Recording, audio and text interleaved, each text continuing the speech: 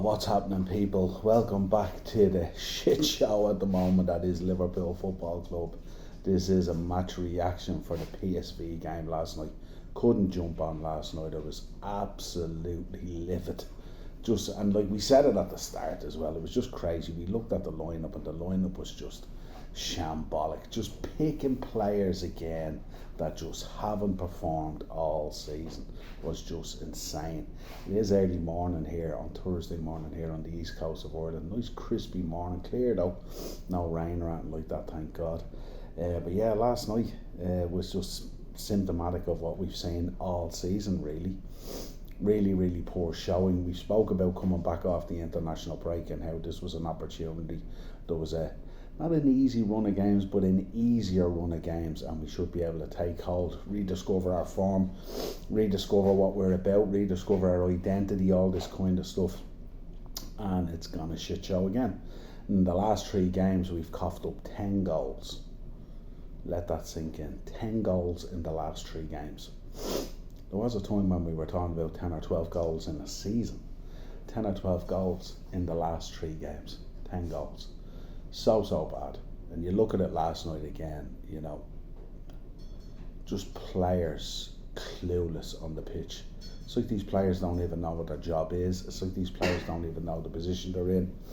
And where I would love Arne Slot to turn it around, because we can't forget what he did for us last season and stuff like that, and the season that we provided and winning the league and stuff like that. And now you look back on that and you kind of think about it. Although at times we played really well, I wonder, typically last season we weren't really under any pressure, and then when we did come under pressure, like the Carabao Cup final, like the PSG game, we kind of wilted. But for the league we kind of ran away with it. We developed a gap there. We had a drop off from Arsenal, we had a drop off from Man City. No one really challenged us. At times I think Chelsea was the closest coming up to the Christmas period, and then they fell away after the Christmas period. And I think we just kind of, although you still have to win the league and it's over 38 games, I kind of felt like maybe he feels like we got away with one last season, you know. And then it set the bar, of course, very high for Arne Slot coming into this season, and then spending £500 million or whatever it was, and not really understanding the magnitude of what was going out the door, because we were so caught up in the amazement and the happiness of what FSG was doing in the market all through the summer. We didn't really understand or take into account the impact that Trent leaving would have on Mo Salah's game. We didn't take into the account on the left hand side with Luis Diaz leaving. We didn't take into account the madness that Darwin brought at times, even though at times he was like just disaster, but still offered us something up front that we don't have at the moment. You know, you look at Ekitike, at times he shows that little bit of brilliance, but he's young, you know, and he wasn't really brought in necessarily to be that starter guy. You look at Isaac, who's just been shambolic. You know, we keep on talking about how he was held hostage all summer. We eventually got the signing over the line, you know what I mean? But what was he doing all summer? Did he not think, as a professional footballer with a massive price tag coming in to break a British transfer record, that he should keep himself fit? And I get it, you can't keep yourself match fit unless you're in that pre-season mode and stuff like that and all. But how long does it take you to get up to match fitness? And I just think we give these players at times a pass and stuff like that. And what really disappointed me about last night was, and I think this is a problem now in terms of Arne Slot's position, because not only do I not think he can turn it around, I'm looking at what he has available to him, and he's kind of being forced now to play players that he probably doesn't want to play, but he just doesn't have a solution on the bench. And I get it. Like, I mean, we've called for Kanate to be sat down. He's been poor all season. And like, the balls on this guy to have representatives sitting around the table with Liverpool at the moment, touting Real Madrid and looking for 290 grand a week and playing that absolute fucking dross is just criminal. It's criminal. Ibu Kanate might move to Real Madrid in the summer, and it might go down as probably the most expensive free transfer ever, looking at the way he's playing at the moment. He's just lost out there. And the problem is Slot won't make that decision to sit him down and put Joe Gomez in there. You know, same in that right back position at the moment, you know what I mean? Calvin Ramsey, Joe Gomez. There is options there that you could explore and you could try, you know what I mean? Put players maybe in their natural positions, but he seems stubborn that he doesn't want to do this, and it's like as if his time there is done at this stage, you know what I mean? And like last night, the biggest worry for me was you've players now.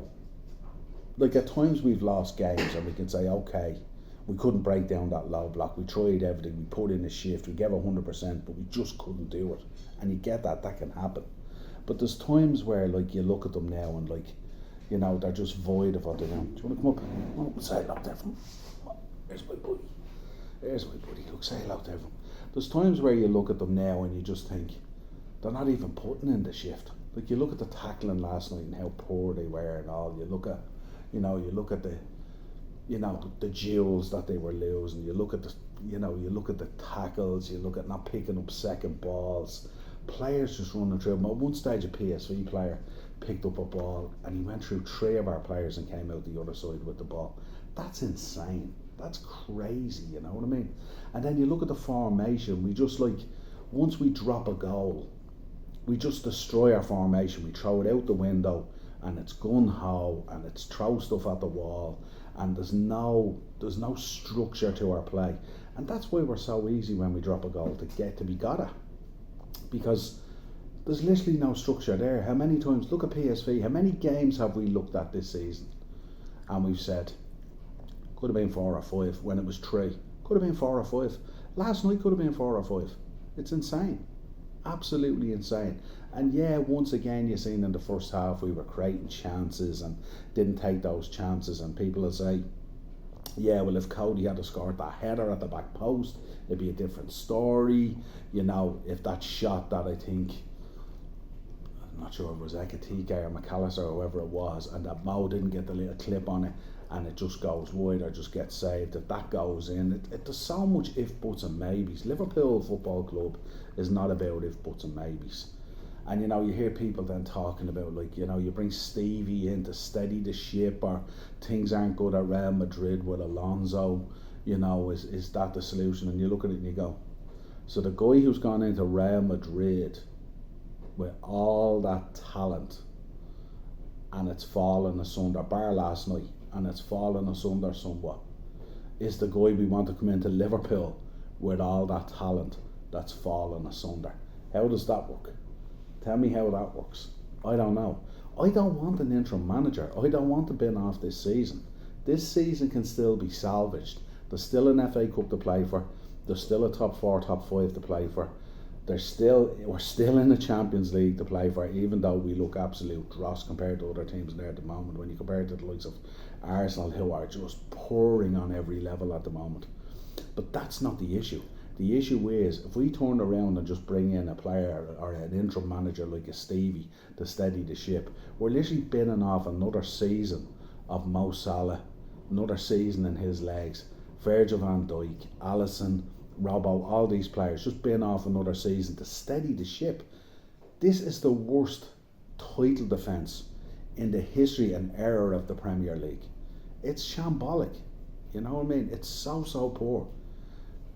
And yet the narrative out there is crazy. Like, it's so sad when you see players out there or see fans out there walking out of the stadium.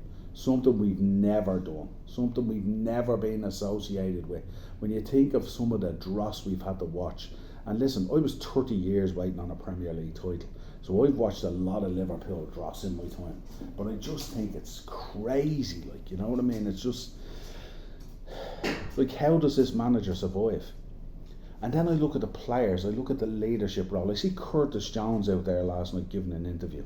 Curtis Jones, the local lad who tries to bust a gut, who's had a real tough pathway in the team and all, who at times we vilified and said we want gone, that he's not going to make it, and at times he's been really good for us and solid, and You know, you can see he wears his heart on his sleeve there, that it means so much to him there last night. He's so disappointed. You see the way he's talking.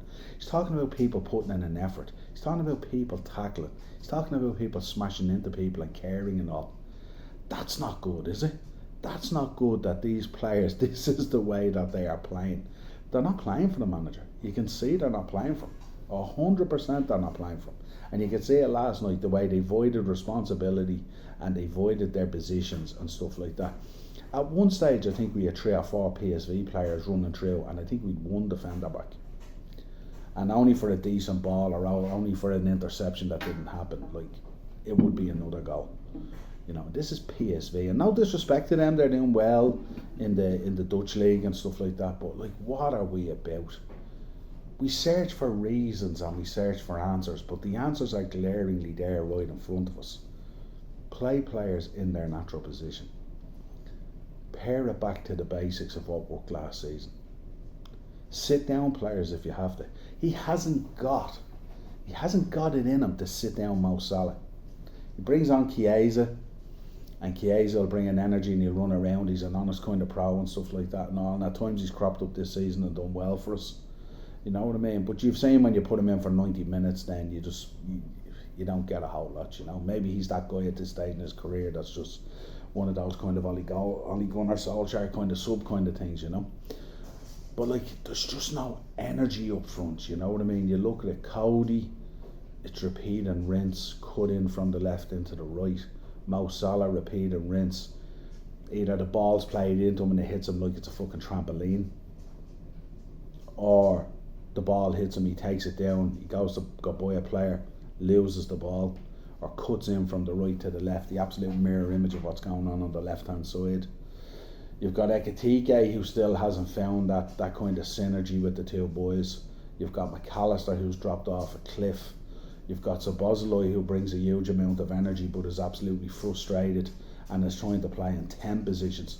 He's only, as I said before in other reviews, he's only short of getting a set of fucking goalie gloves thrown on him at this stage, you know. You've got Kerkez, who just looks all over the shop. All over the shop. You know. It's insane, you know. You've Konate, just looks like a pale shadow of himself. And now you've got Virgil as well, looking really, really poor, and you know, coming out and doing post-match interviews saying we got to stick together, it'll turn around and all this. I'm hearing that now for about 11 games at this stage. There ain't nothing turning around. If anything, we're getting worse. Confidence is on the floor. I don't know what they're drilling in coaching. I don't know what they're drilling week in, week out. They're playing like they don't even know each other, like they've never played with each other. It's a really, really serious situation. And FSG must be looking at this as well. They've spent massive money this year in a massive investment to create that kind of dynasty that we were looking for. And like, if we missed out on Champions League for next season, that would be disaster. We could find ourselves even in serious PSR and FFP situations and stuff, you know, with the money that we spent. Because that money that we spent, I'm sure, is hinging heavily on Champions League money and the new broadcasting deals and all that kind of stuff. But it's really, really worrying times at the moment, you know what I mean? And you look at the quality of football is unwatchable. Dino was over there, you seen the interviews that went up on the channel. Probably spent the guts of £1,000 for himself and Mandy to go over there and watch a match. €1,000 to go over and watch a PSV game and to be served up that. And I felt sorry for him, and I think, like, you know, £500 each, you get a tidy little 5-day in Spain all inclusive and stuff for that, you know what I mean? I'm thinking, you wash that away on 90 minutes of absolute dross. And he, in fairness to him, he called it beforehand. He says, when you see the likes of Konate and you see what they're doing at right back, and you know, no one getting sat down, Ekitike coming in, obviously wasn't a bad show, but in hindsight didn't really work out as much as we'd want. You know, Isaac comes on, he just looks fragile and weak and mentally destroyed. This team needs a massive reset, and the only way you get a massive reset out of this team at the moment is you bring in a new manager. And it's sad to say it, and a big thank you to Arnie Slotton for what he did last season and all, but this is a new season. You can't live off that. Liverpool's not that club. You know what I mean? We can't. And the funny thing is, in our history, we've never ever sacked a league winning manager. But this could be the first one. This could be the first one. I just don't know where Arne Slot turns to. He turns to his bench. He obviously has no confidence in them, or he would be starting them at right back, or he would be starting Joe Gomez beside Virgil van Dijk already, because Ebu has been shocking all season. But he doesn't seem willing to make those decisions, and I'm sure it's because if you do make those decisions, if you sit down a Mo Salah, if you sit down a Konate, you know, if you sit down a McAllister, who have all been so poor this season, that creates that dressing room unrest, and then you get that whole cancerous feel then in the dressing room, people turning against each other and all. And the one thing we've tried to do in this whole series of poor results is try to stick together as a team. But now the finger pointing is starting. Now Curtis Jones is coming out and he's calling players for what they are, that they're not doing what they should be doing and all, you know. And I don't know how we fix up. Up next is West Ham. We will do a preview for it, but I fully expect us to go to West Ham and get beaten. I seen Areola last week. I don't know if you seen, was it the second goal they scored? It was a long ball over the top, and the likes of Callum Wilson and stuff like that ran. You know, they run onto it. You know, him and, you know, Jared Bowen and all. They will open us up like a tin of beans this week. You know, and we will have no answer. And every time we drop that early goal or a goal, we just go into our shell and we feel sorry for ourselves. There's no fight. You know, last night we got back into the game and then we just cough it up again, and it's just more of the same. More and more and more of the same. Let us know your thoughts in the comments. What's the solution? I'm lost. I don't know what the solution is, except for a managerial change at this stage, and I hate to say it because I don't call for managers' heads, but let us know your thoughts. Tough times at the moment being a Liverpool fan, but hey, I experienced it already for 30 years, so for me it feels a little bit familiar, let's say. I know for a lot of you younger Liverpool fans who've enjoyed the Klopp era and the success and the heavy metal football and the moments that players have given us and all, it's different for you guys. I've watched us play through the dross. I've watched the Souness era. I've watched the Hodgson era. You know, the tail end of the Rodgers era. I've watched all these. That Houllier, Roy Evans managerial battle era and all. Like, it's just, I've seen this time and time again. It doesn't end well. Until next time, folks, subscribe to the channel, hit the bell notification button and drop a like on the video. This has been your, I wouldn't say a match reaction, but just an overall therapy session maybe for a Liverpool fan. Liverpool 1, PSV 4 in the Champions League at Anfield under the lights. Talk to y'all real soon. Cheers.